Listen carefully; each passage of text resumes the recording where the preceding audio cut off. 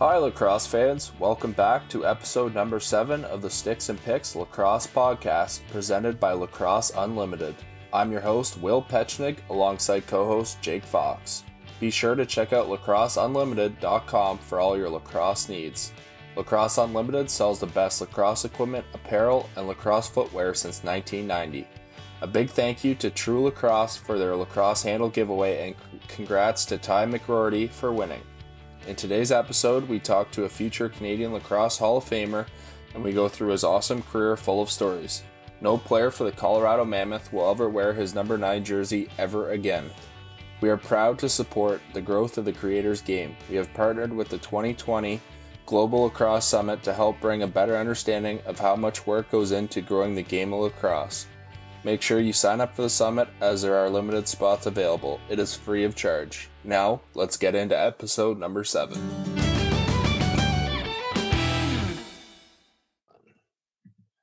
He's a 2-time Minto Cup champion, a Minto Cup MVP, an OLA Junior A MVP. He's a 4-time Major League Lacrosse champion, a Mann Cup champion. He's an NLL champion and has his jersey retired by the Colorado Mammoth. He's a World Field and Box champion for Team Canada, a member of the Whitby Sports Hall of Fame, and without a doubt, he'll be a Canadian Lacrosse Hall of Fame member one day. Welcome, Gavin Prout. Well, thanks for having me, guys. I appreciate it. Holy, I think you won just about everything there is, eh, Prouter? I didn't know William had to count that high, so that was good for him. Yeah, I know. I did a lot of research on you. I've known you a little bit from playing with you in Prague, and you've had quite the spectacular career, to say the least. So we're going to kind of dive into things right away and just talk about how you got involved in the game of lacrosse. Well, it's back in when we were 3, 4, 5 years old, parents didn't have a heck of a lot of money, so we were trying to find the cheapest sport available, and we kind of scampered on soccer to begin with because you needed a ball and a pair of running shoes at one point, or not even could play bare feet. But once my soccer career took off, which was based on picking daisies in the back end of the soccer field and showing so much restraint from wanting to get towards the soccer ball, that my dad decided he wanted to pull me directly off the field after a heated argument with the volunteer coach. That's a classic dad. But he wanted me to go on offense, and the coach said that my skills set was more for defensive mode and picking daisies. So at the end of the day, my dad just walked on the field mid-game and grabbed me and said, "That was it. We're out of here." Fortunately enough, in that park area, there was an outdoor box arena. It's called Willow Park. And at that particular moment in time, as my dad had hauled me off on his back and picked me up like a suitcase, we walked over towards the car, and sure enough, there was a neighborhood friend that was actually playing lacrosse at the time. And so my dad decided to wander over there and chat with his buddy, and it was Dave Webb was his name, and he actually introduced me to the game of lacrosse as his son was playing, and I haven't let drop the stick since, kind of thing. You've obviously played for Whitby, won a bunch of minor championships, and then you had the opportunity to be coached by Jim Bishop, and obviously he coached you too in junior. Talk about the impact Bishop had on your game as a young player. Well, yeah, we were winning some championships before Bishop got there. It was basically strictly skill from our minor group, and I think that's what kind of grabbed the attention of Jim, being a world-renowned coach, probably the best box lacrosse, in my opinion, coach there is out there, still has been to this day. But he was finished coaching with the Gales and was running a relatively successful business with Brian Canada, and was getting up in age and just wanted to give back to the game again. And he chose our level. I think it was based on our, the success we've had in the past. And absolutely, when he came in, it was a different dynamic. Even though we were still considered kids, and relatively young, he treated us like adults. He made us responsible for our actions. He treated us not only, taught us life goals as well as lacrosse, perspectives, and throughout life, he became more of a mentor grandfather, parent to a lot of these kids. And just the way he viewed the game and the way he treated the game gave us a lot of perspective on how we should be doing the same and mimicking his style of love for the game. Yeah, Jim Bishop certainly left his legacy on many local lacrosse players that I've gotten to know over the years. And basically that core group of players you talked about from your minor team moved on to junior lacrosse, and you were coached by Bishop there as well. Can you just kind of talk about your junior days playing with the Whitby Warriors? Well, absolutely. You know, it's always tough when you're the youngest group coming into a team, right? We had even though we were seasoned at our own age group, when you jump into the junior ranks, you're playing with potentially five guys that are 5 years older than you. And, you know, and true men when you're coming in as, you know, maybe getting to be a man or still a boy, you know, depending on your stature and your speed and your strength. But when Jim Bishop took over that team, he let the other guys know, even though, you know, you think of veterans and the rookies have to earn their stripes and types of things. And you guys have all been on teams like that. Jim Bishop was having none of that. You know, we came in as his group, and he let the elder statesmen on the team know that there was not going to be any type of, you know, coding into it or hazing or any of those types of things. We come in as a group. He picks the best lacrosse players, and everybody's an equal stature in that particular team. So the mindset from, you know, we're older than you, we've been here, we deserve more than you guys do because we put in our stripes or our hours. That never existed with Jim Bishop. He always chose the best players regardless of age, and that's why his teams are so successful. You guys had a pretty successful junior run, winning 2 Minto Cups in 97 and 99, and you created a pretty good bond with your goalie, G. Nash. The dude was an assist machine. Will was making fun of it because Will didn't realize he was a goalie at first. So Will saw his stats and saw 0 goals and 40 assists and then 35 assists in the playoffs. So talk about G and you growing up together and what really led to you two winning those 2 Mintos. Yeah, you know, I think well, G was originally he was an out player. The reason why got stuck in net was he was the slowest guy out there, and he was kind of a detriment on the defensive end. So Jim Bishop decided instead of cutting him, he'd give him an opportunity to make himself a better player in another position, which was goalie. Nobody wanted to be a goalie, but you know, he gave him, you know, here's your choices. You're either cut from the team or you're a goaltender. And with G, when he was younger, he always had the best stick on the team. You know, his hands were super soft and silky, and he just wasn't fast or athletic. So he found a position, he got comfort in it. And quite frankly, together we grew. There was always just some chemistry with me and G, whether it be, you know, just friends from before the game occurred. We were on field lacrosse teams together before this. We were, you know, grew up box lacrosse and played for, I would say, 30 years, you know, on the teams together, including in pro. So you don't find too many guys that have that type of legacy or, you know, length of service together, which me and G had. It created a super strong bond. As you said, he's an assist machine.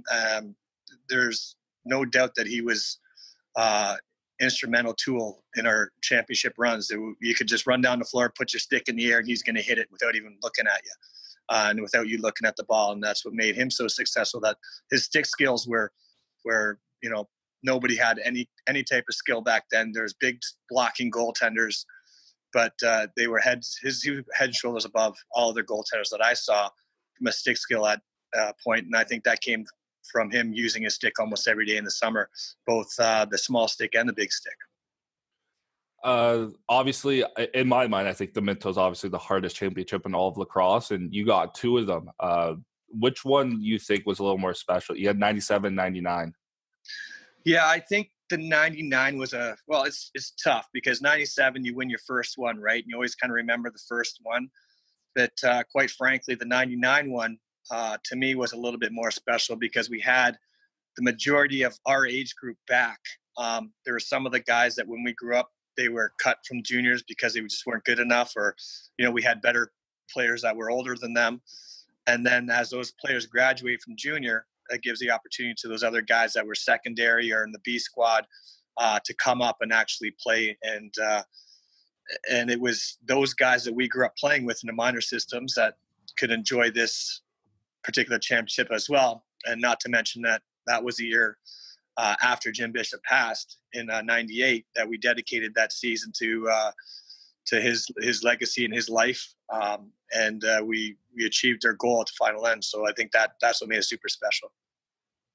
Yeah, I think that was definitely a kind of a cherry on top for everybody involved and who grew up having Bishop as a coach. And it was probably something special, not only for you guys, but for him and his family as well. He would have been certainly proud of the guys that he grew up coaching, especially in your age group in Whitby. We're going to go into your NCAA lacrosse career here. I know you went to 3 different schools, but can you kind of just talk to us how you ended up choosing Mercyhurst, and then kind of go through the process of what happened with switching schools?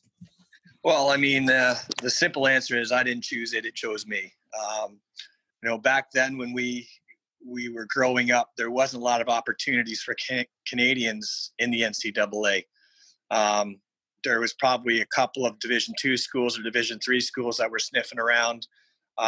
However, this was at the moment after 1996, when I was with Team Canada. Pete Ginniger, who was the coach at Mercyhurst at the time, he was the one that was showing some true interest in some Canadian play, maybe because of the location, because it was close to the Canadian border, or whatever the case may be.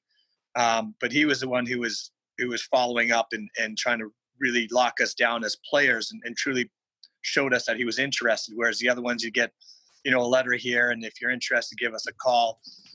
It wasn't really a recruiting standpoint per se with the other schools. So Mercyhurst being the only Division I school at the time that were interested in us, they were offering a decent program.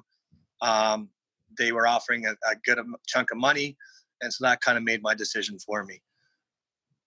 You made the jump after you went to Gannon, and then obviously went to Loyola, a big rival of mine from college, being the Hopkins, just down the street. So it's obviously a great area to go to. Talk about your senior year at Loyola. You ended up being the first team All-American and kind of cementing your name in the field lacrosse game. Yeah, it was a blessing in disguise, as Will was stating. I went to 3 different schools, and 2 of them didn't work out. The third school was Loyola. That was, kind of the dream job, if you will. Loyola was ranked number 1 in the country for the past 3 years. Gives you a call after you're at a school like Gannon University, who's like 50th on the map, and you kind of wonder, is this pinch me? Am I dreaming, or what's happening? So it really worked out well. I was blessed with when I was given that opportunity from a coach, Dave Cottle, who believed in the underdogs. When I came down as a recruit, the other 2 coaches were saying, no, he's too small. Look, he's not athletic enough. He's not strong enough. And Dave Cottle had basically given the, screw you, more or less. And this is going to be my guy, and I'm going to show you guys or prove you guys wrong that I see something in this kid. So I was really fortunate to get into Loyola. And then my final season was, kind of an accumulation of all of the different schools and different athletes I played with. But Loyola by far I was surrounded by a ton of athletes, a ton of great lacrosse players, a great coaching staff.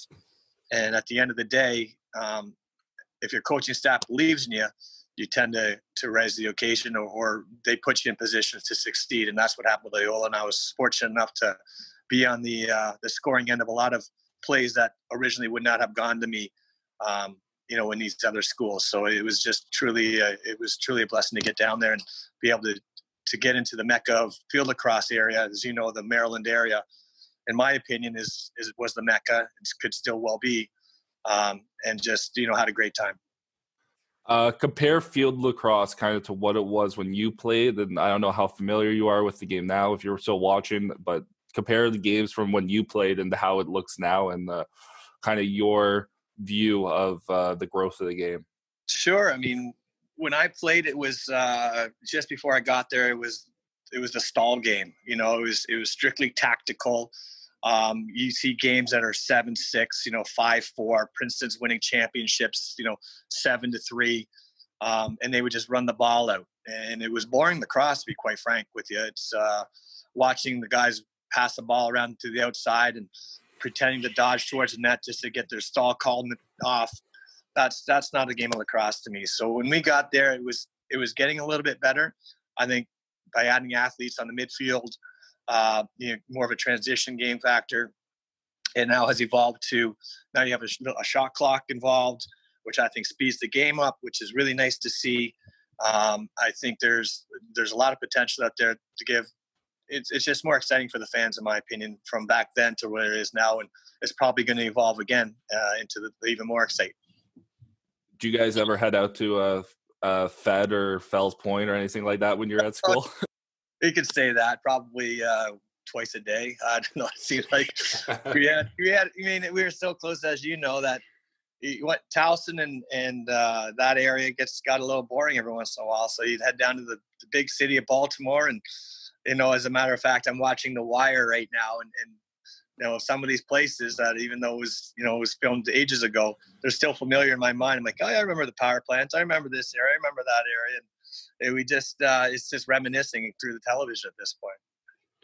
Yeah, no, I could only imagine your college days, Prouter, getting to know you a little bit at the Prague tournaments, how much fun you like to have. So I'm sure you had a lot of great times in college and a lot of memories that'll last for your life. So, oh, yeah. Sorry, go ahead. We're going to get into our word association segment here. So basically what Jake's going to do, he's going to say one word, and you got to think of a player that comes to mind as quick as possible. You can explain if you want. You don't have to. It's totally up to you. Okay. All right, here we go. The first word's fast. Jeff Sonke or Josh Sims. All right. The second word's jackass. Gene Ash. And the reason why I say that, because he is my good buddy, but we were always playing pranks on people. So people would consider us, a couple of our nicknames were Starsky and Hutch and a few other stupid ones like that. But people would always consider us the jackasses of the team because of the pranks we were pulling. Oh, God. All right. The next one's diet. Oh, man. Derek Keenan. No explanation, just DK. Well, you know what? He was always a big proponent on keeping yourself in shape. Another guy that comes to mind is Brody Merrill, keeping his body in shape. But those guys are always stressing the importance of a good exercise program and a good diet. Skills. John Grant Jr. Goat. Go. Goat. Greatest all time. Oh, goat. I'm like, Yeah. goat. What does that mean? Greatest, John Tavares. Funny. Jamie Hanford. Lazy. Brad Reed. Sorry, Reed. Yeah. Yes. Locker room. 2006 Colorado Mammoth team. I mean, we were just so close. Everybody, on some teams, there's always a guy that's, why is that guy on a team? And you're kind of like, he's just not your style. Everybody in that team got along. Everybody hung out together all the time. We were all over the emails and all over the phone calls. And that was just the locker team atmosphere in that particular team, which is one of the main reasons why we won is just the locker room itself. Defense. Guys like Reggie Thorpe, Andy Ogilvy, guys that I had Jim Moss. Those are the guys that I remember, true hard-nosed defenders that were very, very tough to beat. Yeah, I've got to know Thorpe, and that's definitely what he preaches. Goals. John Grant, Gary Gate. Those are the two guys. How can you argue with the stats that they provide? And another one is Colin Doyle, just based on the timing of his goals. A lot of those goals seem to be clutch goals. And if you put the ball in any one of those guys' sticks at the end of the game, you're likely going to be coming out on top. Okay, let's go. I'll go the PG version. Agitator. I guess Brian Langtree. was gonna say, I think a lot of people put your name in there too, Prouter. I'd probably be up there, but I didn't want to pump my own tires. That would be a compliment to me. I wouldn't want to do that. And lastly, coach. Jim Bishop, Les Bartley. I got to experience a little bit of Les on the team, Team Canada in 2007. He was a great man and a great coach. You could tell by the championships he's won in the new era. Rest his soul as well. But those two coaches were heads and tails above the rest. Speaking about championships, you had 4 in your Major League Lacrosse career. You were drafted in the first round, 6th overall with Baltimore Bayhawks. Can you kind of go back to that day when you were drafted and just kind of talk about how special that was for you and your family? Yeah, it was my first kind of real draft. That was done before the NLL draft. So it was nice to be appreciated.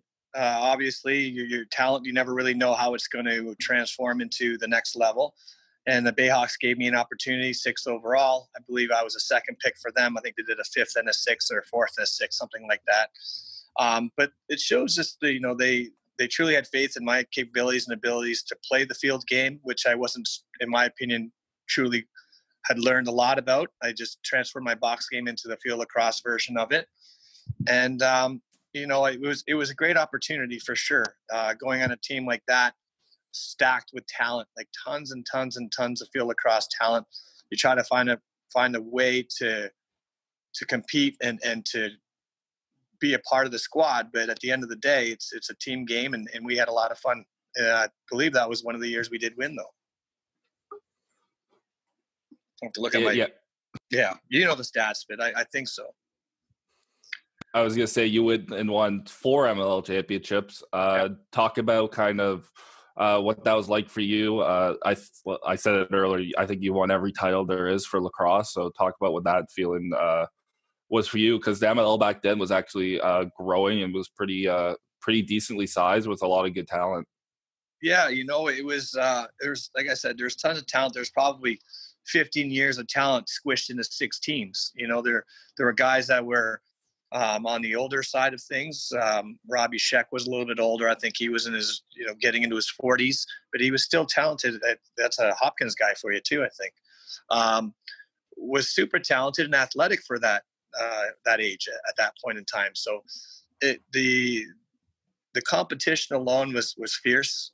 You always try to find a place in your team, as I mentioned before, but it's the league itself has grown quite a bit. And if I was going to bet back in the day, it wouldn't last because the money that was being thrown around originally, I wouldn't have thought it was going to last 4 or 5 years. Now they're working, I don't know, I think they're on their 20th year or something like that, it seems. And just the way they've evolved the game, the way they're like exploding out in the West Coast now a little bit with Denver and the popularity of the game itself. I think it's going to grow even more. So it's a great product.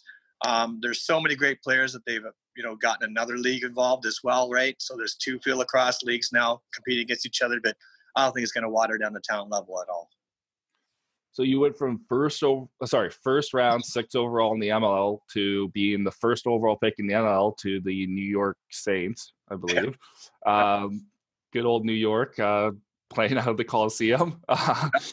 Talk to us a little bit about that feeling again. You said 6th overall and how, it was nice to be recognized, but then going first overall in the NL must have really pumped your ego, made you feel real good. Yeah, the team itself was a little bit of a struggle. Personnel-wise, coaching-wise, ownership-wise, and that's why I can get out and mention my Gene Ash as being a guy who was there before me. He was their goaltender, and I, bent his ear a little bit trying to figure out the type of person who was involved, because he was always complaining. Like he's not a complainer, but he's like, this team, it's not the players, it's the organization, and if you can get out or not come, don't. So I mean, it was kind of an eye opener of, now what do I do here? I want to play lacrosse. I want to be part of the greater good of the NLL, but I'm being told by one of my best friends not to even bother coming to this place because you're not treated properly. You're not paid on time. You're not paid at all.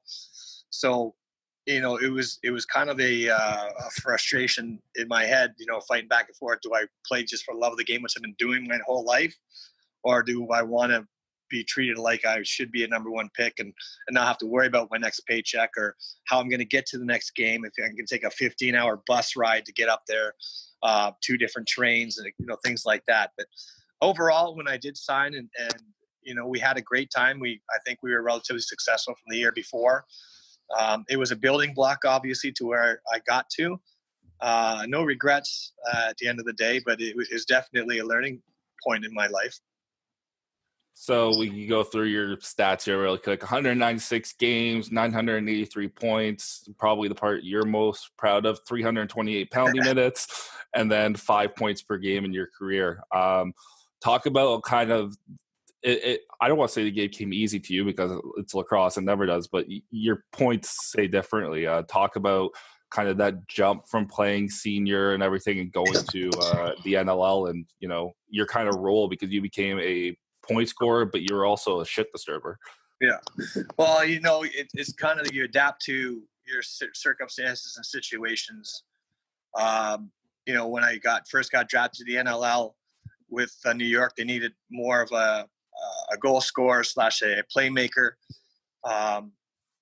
That was kind of my style more or less, but the goal scoring always took a backseat to my assists for the most part. If you look at my career stats, I always prided myself on being able to make people around me better.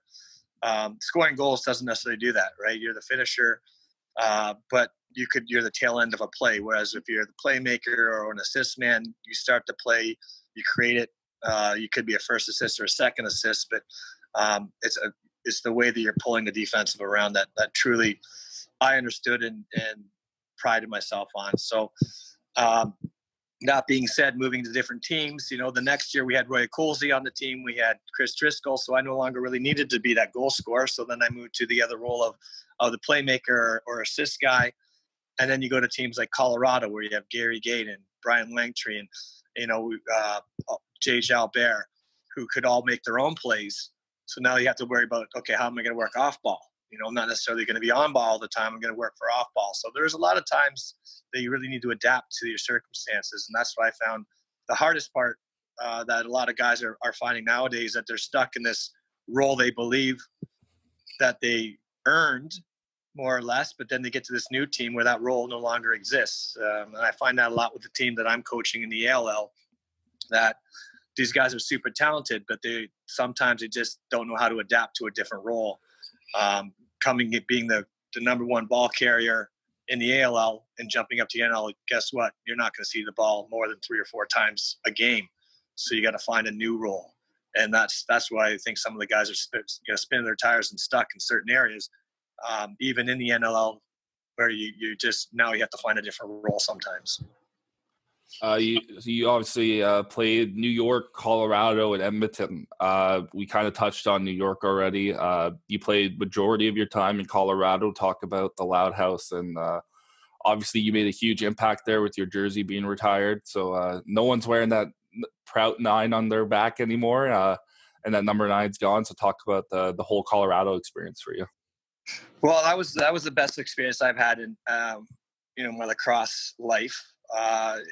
I consider Colorado my second home. The people, the passion, the fans themselves, they give the shirts off their back, and sometimes they've actually tried in bar situation and whatnot. But we had such a great group of guys for the most part.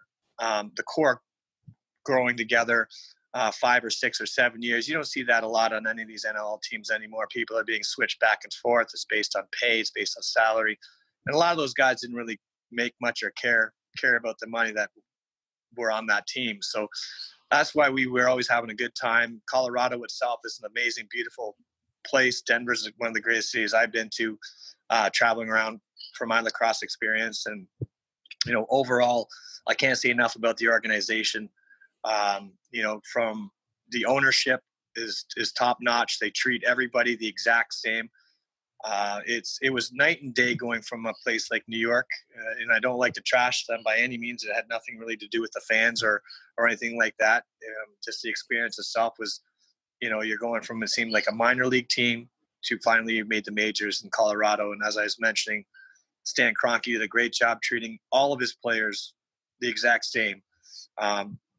Gave his lacrosse players the same opportunities. We were all on video, on commercials, on advertisements, just like the NBA stars were, just like the NHL stars were in Colorado. So it truly was an eye-opener to say, okay, you know what? Finally, you've kind of made it here, and you're enjoying the fruits of your labor. Obviously, you went on to win the NL championship. Talk about how that felt for you, and I can only imagine the stories you have from that night with some of those guys that were on your roster. Well, we all won the championship and went right back to bed. About 5 minutes after the game, we were so tired. There was zero partying whatsoever. But to be quite frank, that was, like I said, that was not just a team; it was more family for everybody. We were underdogs the whole year. I think we were 9-6, something like that, or 9-7.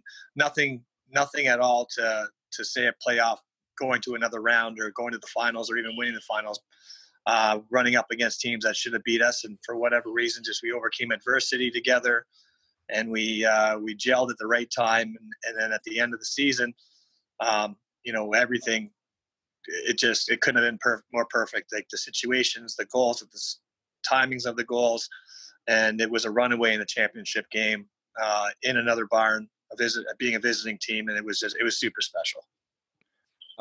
Your career obviously came to an end in the NLL, but was, I guess you could say, stamped in the history books in March of 2015. There's a quote from your ownership that said, "Never in the history of this franchise has one player possessed so much charisma, so much magnetism that the players and fans alike were drawn to him and wanted to be near him." So obviously that came on your jersey retirement when number 9 went up in the rafters in Colorado. Talk about the meaning of that. Well, it's truly an honor. I mean, it's a word. Honor is even, too small of a word for me. You never really go into the game expecting your jersey to be retired, expecting to do this, expecting to be that. It's tough to explain. I still get caught up in words. I very rarely do, but just the sensation of, the love from the organization, the love from the fans, truly understanding everything that I put into the game, my blood, my sweat, my tears, the energy level, the compassion I had. They seemed to get it, and I think that's what made me approachable to people. The people liked me. They saw that, I wasn't just there for a paycheck. I wasn't just there just to make, win or lose games. I was truly there for an entertainment value as well, and they really did, at the end, seem to make me one of their own.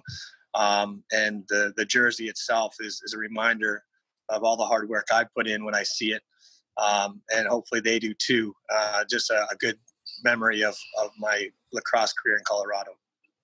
Yeah, for sure. And I mean, I grew up in Ottawa, a big, huge Ottawa Senators fan. And when Alfredson's jersey got retired, it was the same type of words said there. Our franchise has never seen a player possess so much charisma and dedication to the community. And I think to have your jersey retired is something special, but to even have words said like that, you obviously had a major impact on the city of Denver. And I think it's something truly special to have your jersey retired by the Colorado Mammoth.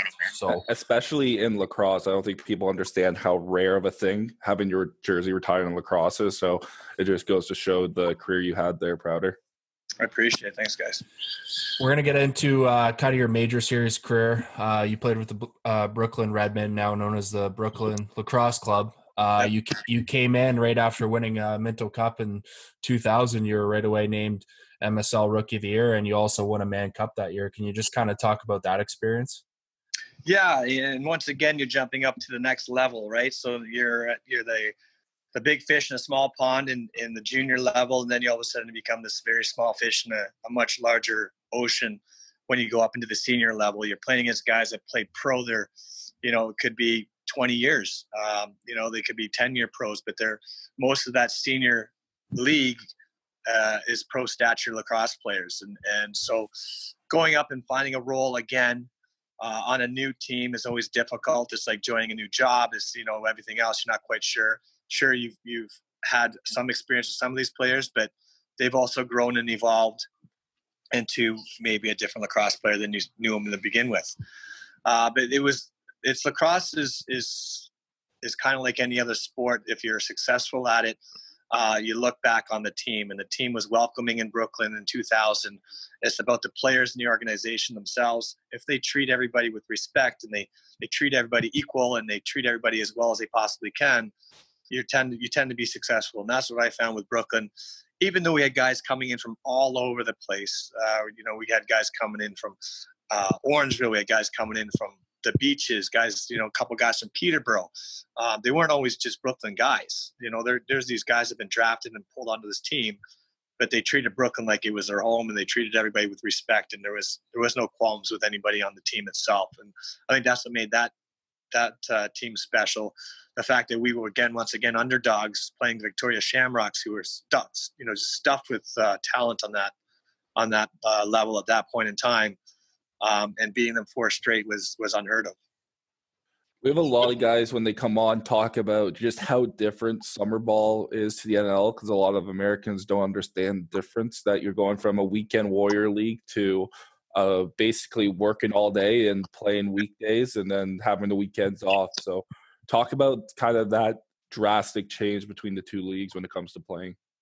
Well, as you mentioned, the NLL, it's a slice of a week, and it's always on that particular weekend per se. You have a Friday, a Saturday, or Sunday game, and then you're back to your regular job. The OLA, or the senior leagues, it's a grind. Like, it is, as you mentioned, you could be in construction all summer long, 30-degree weather. That's Celsius for you Americans. 30-degree Celsius weather, 40-degree weather, whatever the humidity factor is, outside just slaving away, and then expect in 2 hours that you're going to put some lacrosse equipment on and run around in a steamy building for the enjoyment of your fans and for the love of the game, the competition factor. So that's not done once a week. That's done 2 or 3 times a week, every single week for the last – sorry, that's my mother's phone going off. Jeez. For the last – for the summer, that lasts an entire summer, and then you're looking at the playoffs. It's every second day, So there is really no break in the senior league, like there is a week break in between the NLL games. Any teammates or coaches through your major series lacrosse that kind of stick out to you? I mean, guys like Sean Williams, how could he not, right? He teaches you not only how to be successful in the game, but also how to act outside of the game. And as a teammate on the floor and as a leader. He's one of the guys that truly stands out. Another one's Derek Suttons. He's a grinder. He was 40 years old and is still trying to grind out a defensive position when he could have easily just said, my career is good enough. But his passion for competition and for, staying in shape and being healthy and being around the guys is huge. Those 2 guys are, in my opinion, the definition of what a Brooklyn lacrosse player is. Brad MacArthur is another guy who started out as a player on that team and has evolved to now management. He manages multiple teams around the area now at the same time. And just the dedication that he provides to those particular teams is I haven't seen anything like it before in my life either. So there's a lot of guys around the area that have truly given back to the game and have shown what it truly means to be a Brooklyn Redmen or a Brooklyn lacrosse club type of individual. Yeah, I was gonna say I started calling Sudsy Reggie Dunlop this year. I see it flip flop between the jersey and the collar tee. Yeah, we're gonna get into your time with playing with Team Canada at the Worlds. You represented the Canadian national teams from 1996 to 2007. I know your first time you ever played for the national team, you ended up playing pole. Can you kind of talk about that experience with the team? Yeah, we all got there in 1996.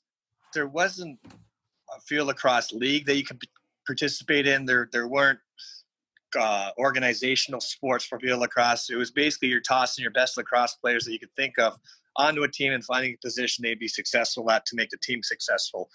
There were the Blue Knights back then, but they were, outstanding, and we had very little exposure and experience with that field lacrosse portion. So in '96, we basically had a tryout, and the coaches were asking, okay, who wants to try pole? And everyone's like, what's pole? So nobody even had any idea. We just were going to play defense with their short sticks. It didn't make sense. But at the end of the day, I think there were maybe 4 or 5 volunteers. I wasn't pushed into it by any means, but it was a little bit more appetizing knowing that there's less competition to make that team as a pole than anything else. And at the end of the day, I turned out to be quite, actually a better pole than I thought I was going to be. And in '96, I was a man of the match, which I didn't have anymore, but, basically the player of the game or whatever, and my first lacrosse experience in Japan. And that was kind of an eye-opener moment where you realize, okay, well, maybe I am okay at this particular position. And I played that for quite a few years afterwards.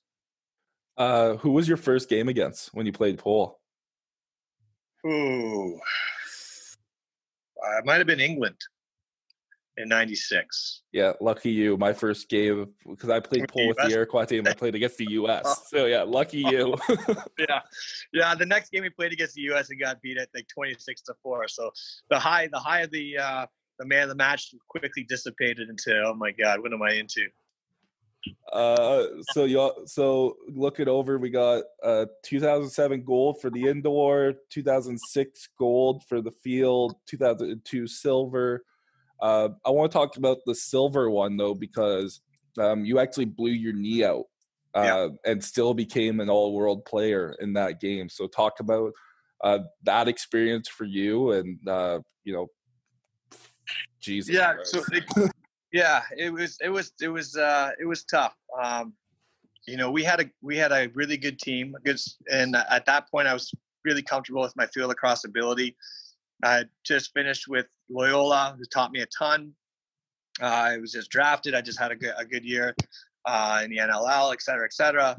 And then we go down to Australia, and the Americans didn't put forth their best team.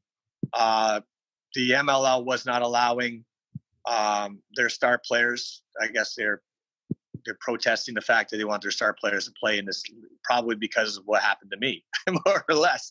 So they still had a great team and won gold, but they beat us out by the skin of their teeth.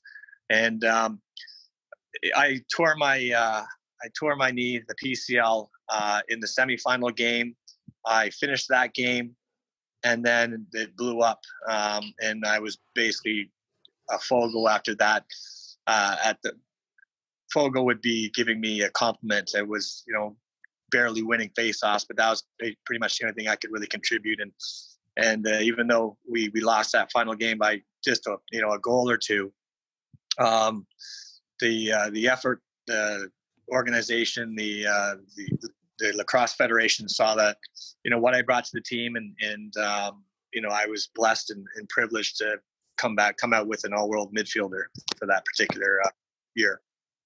Talk about the pride of wearing the Canadian jersey over your shoulders. Playing for the Iroquois was an absolute honor. I think everyone who's ever represented their country at any level, Will did it obviously in hockey too, understands how important that is, and having, at least for you guys, having Canada over your chest. So talk about how meaningful that was for you. Well, absolutely. And, being a true nationalist, and then when people ask me where I'm from, where my background is, what my ethnicity is, my first answer is I'm Canadian. There is no others, unless you want to dig real deep and we can get into it. But at the end of the day, the passion and the pride and the honor of being chosen, not, the first time is great, but then being chosen a second and a third time or a fourth time, you start feeling some true pride, because they realize the value of you as a lacrosse player, the value of you as a leader. I mean, in Canada, there's thousands of other players that could be on this team. We could probably put 2 or 3 teams together to be, just as competitive. But when thousands of people are fighting for 18 or 20 spots, and over and over and over again throughout a 10-year, 11-year career with Team Canada, and it gets overwhelming at times, and sometimes you take it for granted, like, okay, you see the same guys in the same team, but those guys are the ones that are putting in the hours, or those guys are the ones that are making their lacrosse careers evolve and are getting better every single year. And it truly is, once you start looking back and you no longer do it anymore, you realize how big of an honor it really was. Our stage wasn't as huge as, say, what Will played in with the Spangler Cup or anything like that. But at the end of the day, we're still being the top of our game in the world, and getting to experience the rest of the world's talent level when it comes down to those types of games. Obviously, playing for Canada for a decade, what was the place you had the most fun in, we'll say? Well, you know what? I'm going to say it was 2006 in London. And it's because you're in the home squad. You're now on home turf.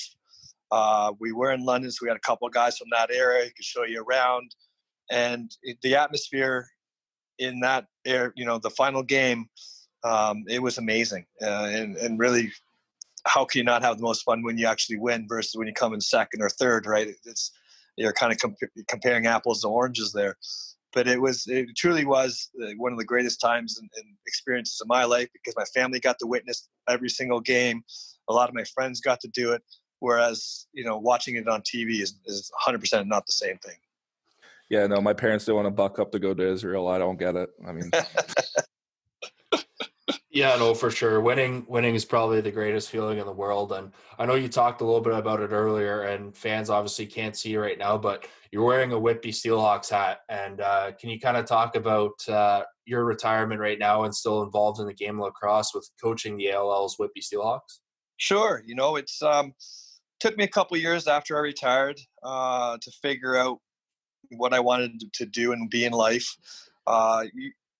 After 40 years of lacrosse or so, you kind of lose who you are, right? I mean, lacrosse kind of defines you as a person, defines you as a lifestyle, and then when you lose that, you're lost for a little while. And that's what I found. I was just trying to truly find myself again, and I knew find myself wasn't meaning I was going to play at a super competitive professional level anymore, but that didn't mean I couldn't get back to the game. And so when I was approached by Ryan McMichael to help out with this new team coming out in Whitby, it seemed like a no-brainer. We won our first year, which is amazing. The quality of play is there. We're competitive. It's entertaining.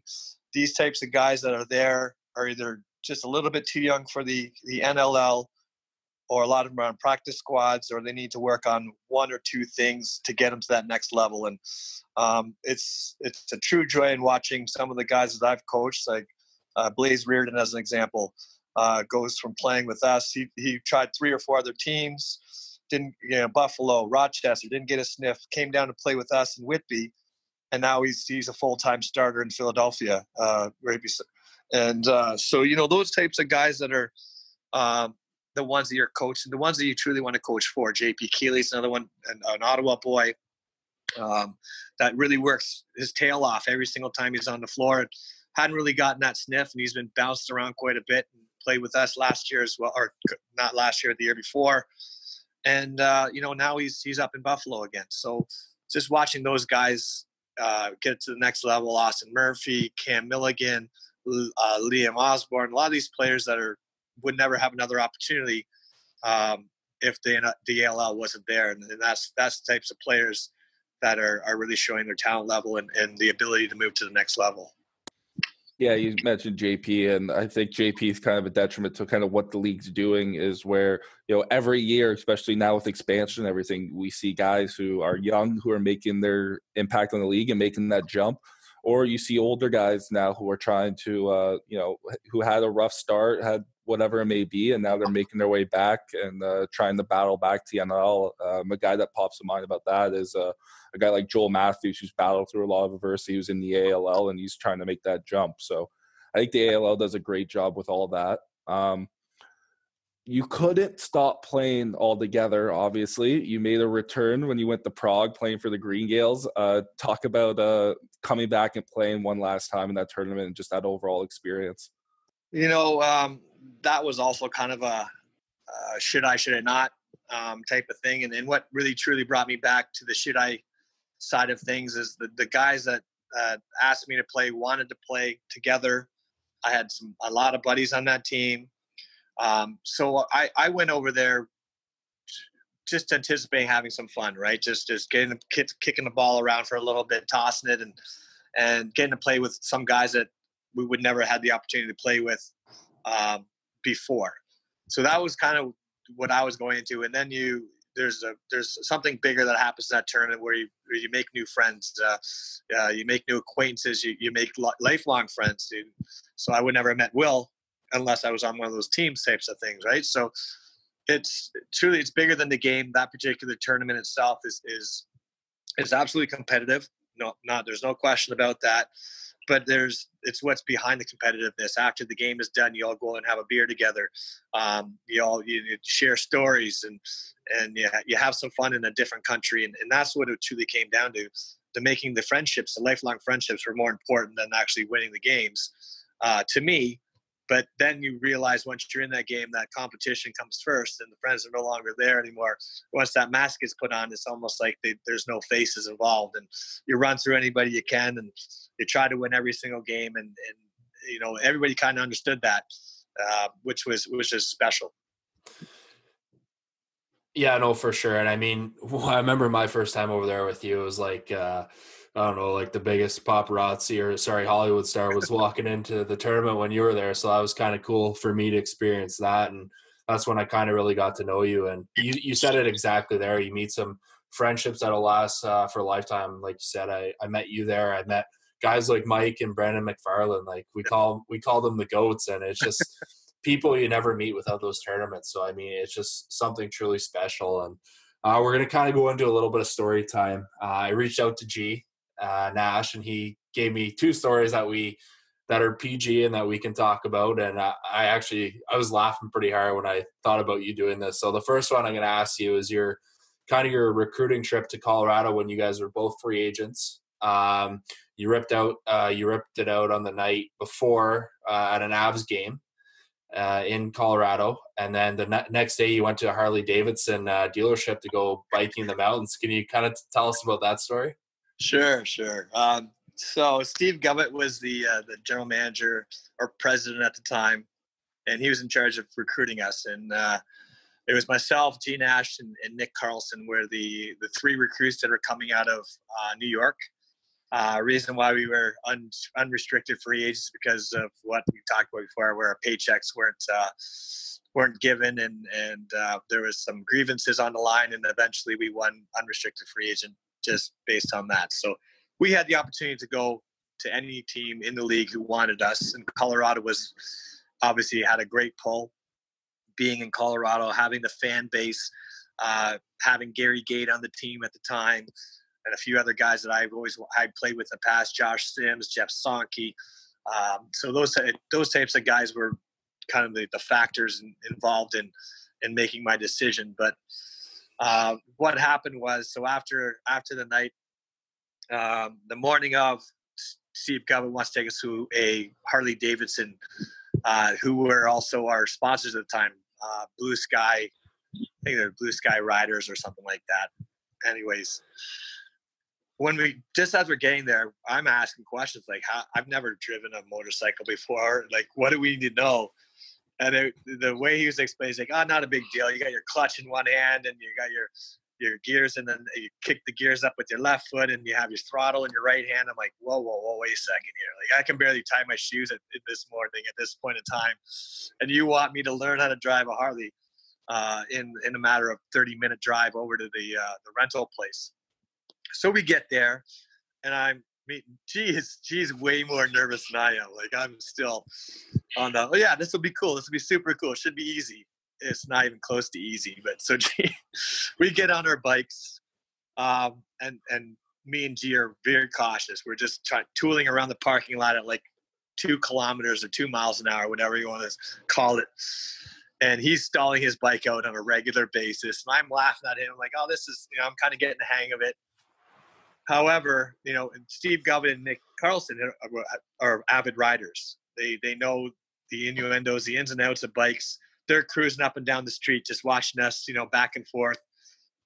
So I'm like, okay, maybe I'll join them. It's a side street, so maybe I'll join them just to see if I can get it up to speed. And sure enough, I pull out the parking lot, kind of whatever. My brain gets scrambled, and I can't remember what does what.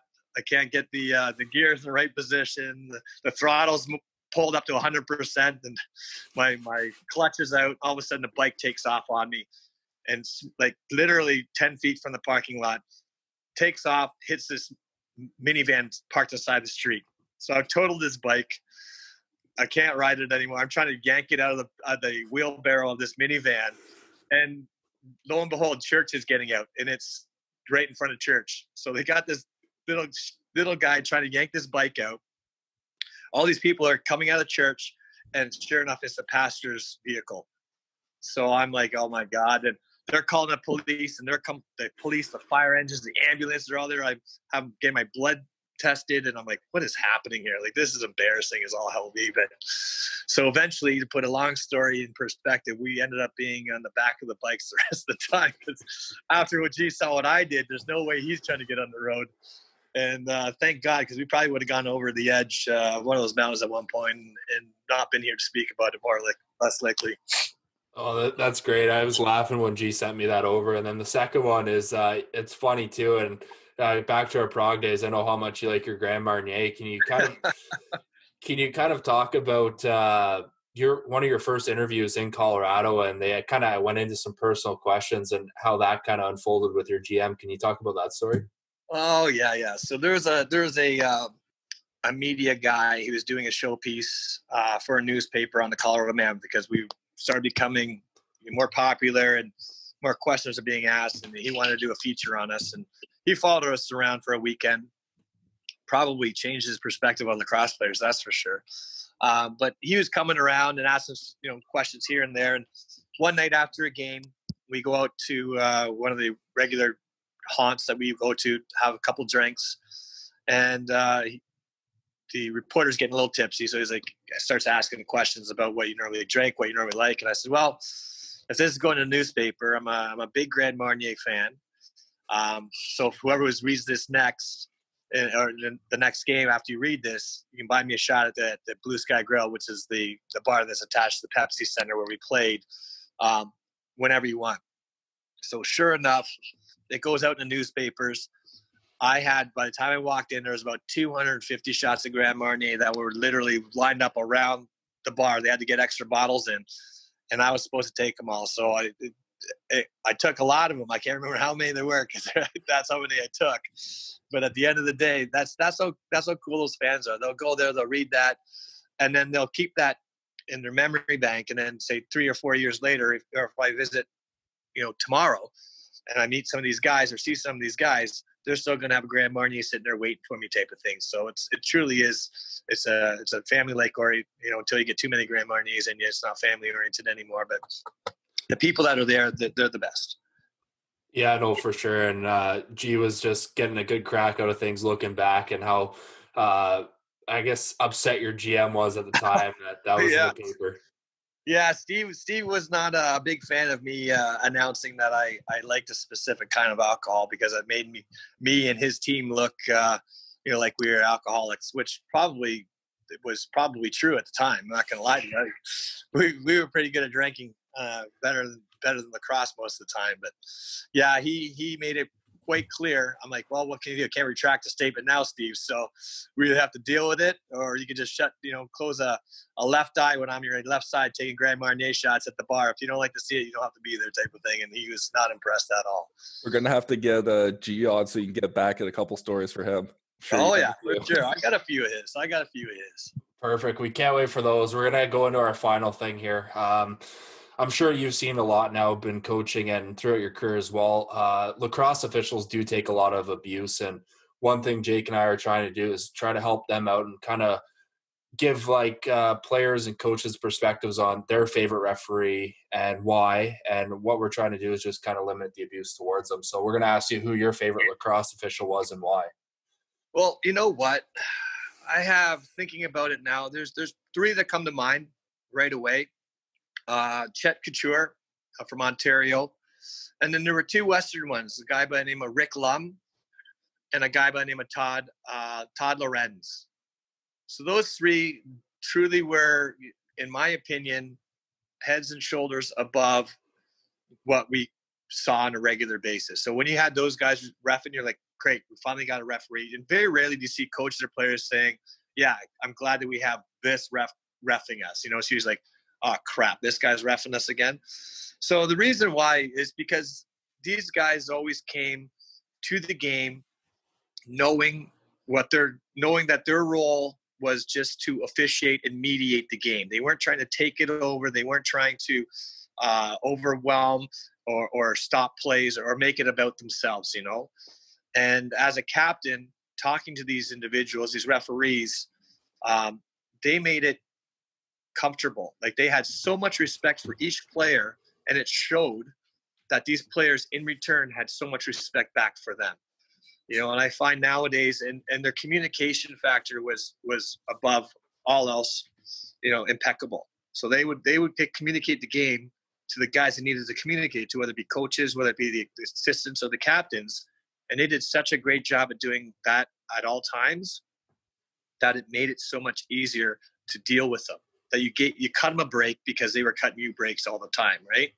So nowadays, I think, in order for us to get back to that level, is just the communication between the referees, and typically it's going to be the coaches at the minor levels or even at the ALL level. It just has to be better. They just have to communicate a little bit more and a little bit more respectfully, opposed to yelling the F-bomb every 3 words, or, you know, swearing at them or yelling at them. You wait for the play to finish and then have a conversation. You know, if you have the conversation, referees are typically more apt to come and approach the bench more than if they're just yelling, verbally abusing them at any given time you possibly can, because that's kind of like a stay away card. Why would I go over and talk to that guy and all he's going to do is yell and scream and swear at me? So we got to get it through our minds as coaches and even as players. As we can respect them a little bit more, you get a lot more in return. Yeah, exactly. And you said it right there. Respecting the officials and having a conversation with them will make things a lot easier in our game that we love so much. So we really appreciate you coming on. I know that you enjoy having a private life, and I think lacrosse fans will kind of really enjoy listening to you talk about your career and some of the G Nash stories that he brought up. So I think it's awesome that you came on and talked with us. We really appreciate you coming on and talk, and wish you the best in all your future endeavors. No problem, fella. I appreciate you guys both having me on, and we'll chat soon. Anything you need, you let me know. Thanks, Prout. I appreciate it, Thanks buddy. for listening to another episode of the Sticks and Picks Lacrosse Podcast presented by Lacrosse Unlimited. A reminder that you can check out their website at lacrosseunlimited.com for all your lacrosse needs. Stay tuned for our next episode being released on Thursday, another interview lacrosse fans will enjoy. Don't forget to follow us on social media on Twitter and Instagram at SticksPicksLax, and on Facebook at Sticks and Picks Lacrosse. There you will find more information on the Global Lacrosse Summit 2020, which will be taking place virtually from May 19th to May 30th. There will be 50 lacrosse experts talking about the game of lacrosse and breaking down the different aspects of both the women's and men's field and box lacrosse games. Stay tuned. A bonus episode talking about the Global Lacrosse Summit will be released in the next few days.